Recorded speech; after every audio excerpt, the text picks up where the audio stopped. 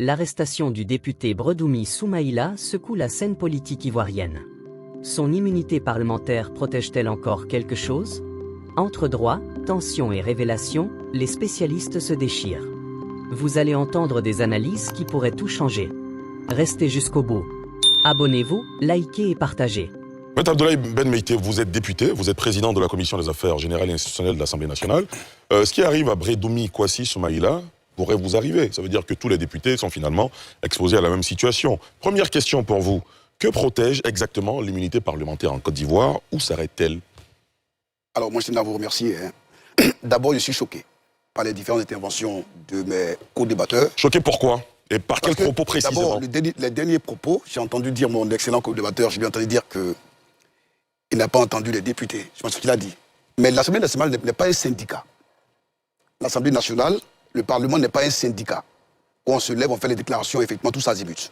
Ce qu'il faut savoir, et je voudrais compatir d'abord à ce qui arrive à mon excellent collègue Bredoumi Soumaïla, et ainsi qu'à son groupe parlementaire. Mais je voudrais d'abord m'abstenir de commenter le contenu d'un dossier que je n'ai pas. Par principe. D'abord, je suis avocat, vous le savez. Et déontologiquement, je dois m'abstenir de faire un commentaire sur les prises de position de mon excellent confrère, M. Blessé Chrysostome, qui, faut-il le rappeler, est mon vice-président au niveau de la CAGI, la Commission des affaires générales institutionnelles. J'ai aussi noté une contradiction dans l'intervention du second intervenant. Docteur Kameno? Les deux premiers. D'accord. Vous avez dit ne pas connaître le contenu d'un dossier. Et j'ai apprécié. Et vous avez également déclaré que la situation fait peur. Mais qu'est-ce qu'il fait peur? Nous sommes dans un État démocratique. Et je pense que les acteurs sont connus. Je me félicite que M. Bredoumi Soumaïla fasse l'objet de poursuites pénales en lieu et place du cimetière ou de la morgue. Parce que dans un État démocratique, lorsqu'on estime qu'une personne ou une personnalité, peu importe, un citoyen ou un habitant d'un pays a commis des faits, dans le regard du procureur, il met en œuvre l'action publique. Il y a une enquête qui a été menée, le concerné a été déféré donc devant le parquet du procureur, il a été mis à disposition du juge d'instruction qui a estimé qu'il fallait décerner mandat à la requête de monsieur le procureur. Pour moi, à ce niveau, nous sommes dans la normalité judiciaire. Maintenant, pour qu'on puisse apprécier si c'est légal ou c'est pas légal, c'est ça justement le rôle de l'avocat. Le rôle de l'avocat, c'est s'assurer que la procédure de poursuite contre son client est faite selon les règles de droit, conformément au code pénal et au code de procédure pénale. Donc, pour revenir à votre question, l'immunité n'est pas un cadeau qu'on fait aux parlementaires. Ce n'est pas non plus un blanc-seing. L'immunité est un obstacle à la poursuite. C'est une garantie constitutionnelle. Je pense qu'il a bien défini, mon cher ami Couillot. C'est consacré par les dispositions de l'article 91 et 92 de la Constitution. Mais l'immunité ne résiste pas au flagrant délit.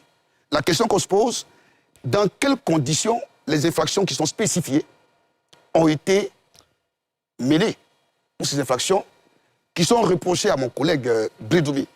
Dans quelles conditions la poursuite est engagée? Mais il faut avoir le dossier. Mais il faut savoir que nous avons trois pouvoirs et la démocratie est fondée sur la séparation des pouvoirs. Donc l'immunité vient, comme l'a dit toujours Couillot, l'immunité est faite justement pour garantir cette séparation de pouvoirs et pour permettre aux parlementaires d'exercer pleinement sa mission de parlementaire.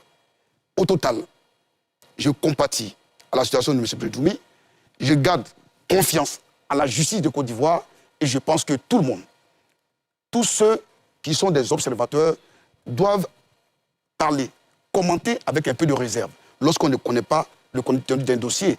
Puisque vous ne savez même pas les conditions dans lesquelles ces infractions qui sont poursuivies, ces infractions, quelles sont ces infractions, vous l'avez dit, vous avez listé 18 chefs de poursuite, mais on ne sait pas dans quelles conditions parce que le procureur n'a pas eu de flagrant délit. Si l'avocat de M. Bredoumi estime que les conditions du délit flagrant ne sont pas réunies, il lui appartient d'exercer les voies de droit pour dénoncer effectivement les conditions du placement sous mandat de dépôt. Et je pense que nous avons des institutions judiciaires. Le juge d'instruction, il y a une institution au-dessus du juge d'instruction, qui est la chambre d'instruction, qui garantit la liberté. Et je pense que mon excellent confrère et non mon collègue M. Blessé Chrysostome le sait peut-être même mieux que moi, même peut-être mieux que vous. Il faut avoir confiance en la justice, il faut qu'on fasse confiance à la Côte d'Ivoire. Et ça aussi être citoyen. Très bien. Roger Youan, est-ce que la classe politique, selon vous, doit repenser sa relation à l'immunité parlementaire? Vous qui aspirez par exemple à devenir député. Ali, avant d'y arriver, je ne sais pas, mais ça devient une habitude. Quand nous écoutons parfois nos concitoyens du RHDP et certains de leurs soutiens, il y a un vocabulaire qui revient. Nous sommes dans un état de droit. La personne X ou Y aurait pu se retrouver dans un cimetière ou à la morgue.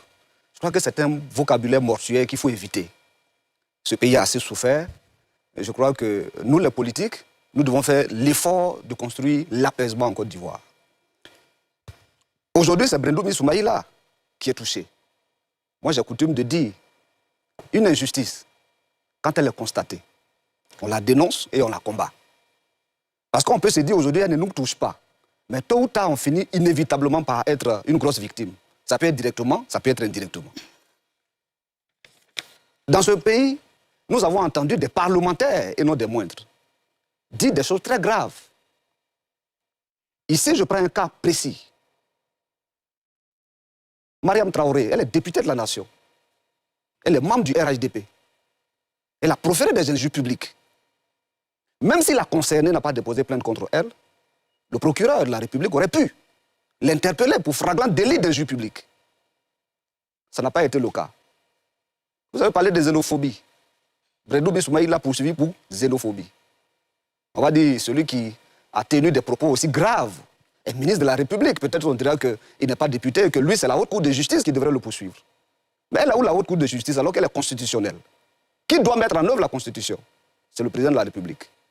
Est-ce que lui, on aurait pour le poursuivre pour flagrant délit de non-respect, de non-application, de refus d'appliquer la Constitution de la République de Côte d'Ivoire?